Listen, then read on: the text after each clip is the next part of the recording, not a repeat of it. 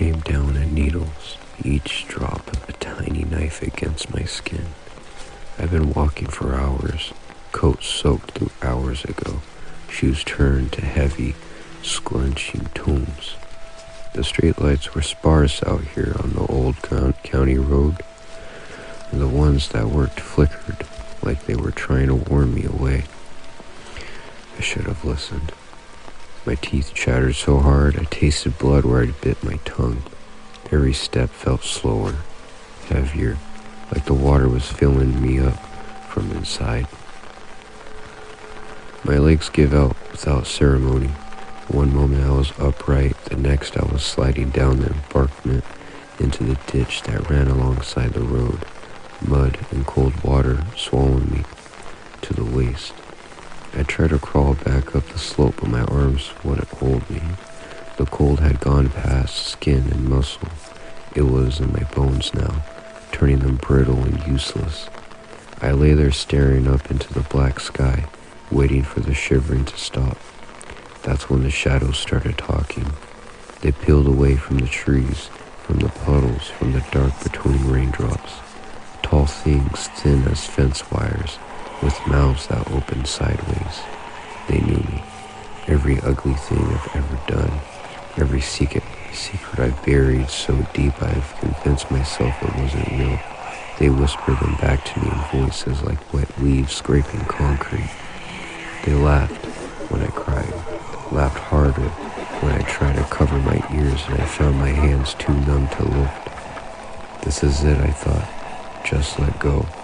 It would be easier than fighting, easier than living with everything they were saying. But something stubborn in me refused. Some animal part that didn't care about shame or guilt, only breath. I started crawling through the ditch, through the thorns and broken glass someone had dumped there years ago. My knees bled, my fingernails tore. I didn't feel most of it. The voices from the road grew louder. Real voices this time. People, a cluster of them under the busted awning of the old gas station, shouting over the rain. I caught fragments, missiles, borders, ultimatums.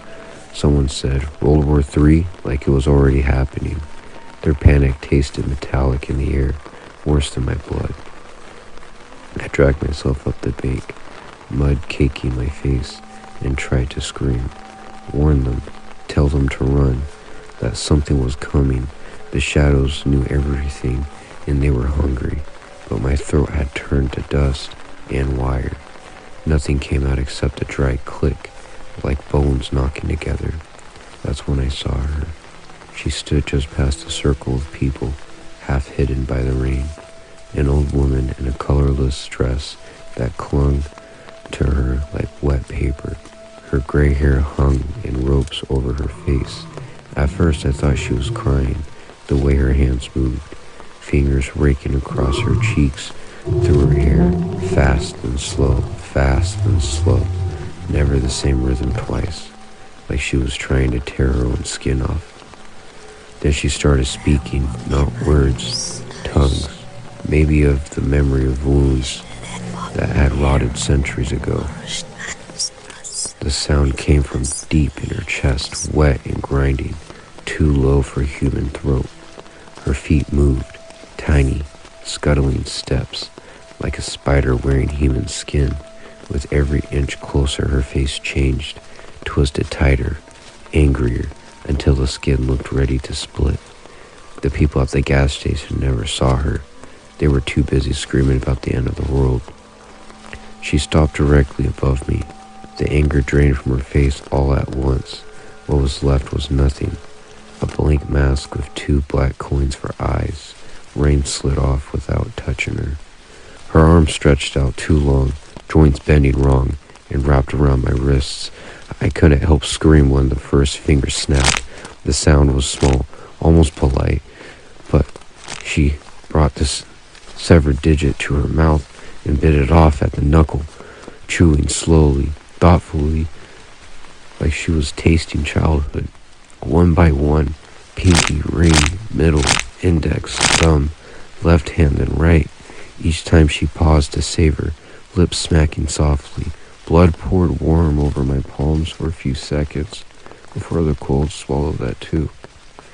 When the last finger was gone, she leaned over, close enough that I smelled the grave on her breath. "Don't tell anyone," she whispered, voice suddenly clear, almost gentle. "Good night." She straightened up and walked away, dress never dripping, feet never quite touching the ground. I lay there trembling so hard my spine should have shattered. The pain in my hands was distant, muffled by the cold. Blood kept coming, slower now, thick and lazy. A high ringing filled my ears, drowning out the rain, the people, everything. My vision grayed at the edges, then rushed inward like ink spilled in water. The last thing I felt was my heart trying to beat, failing, trying again. One shallow, apologetic thump.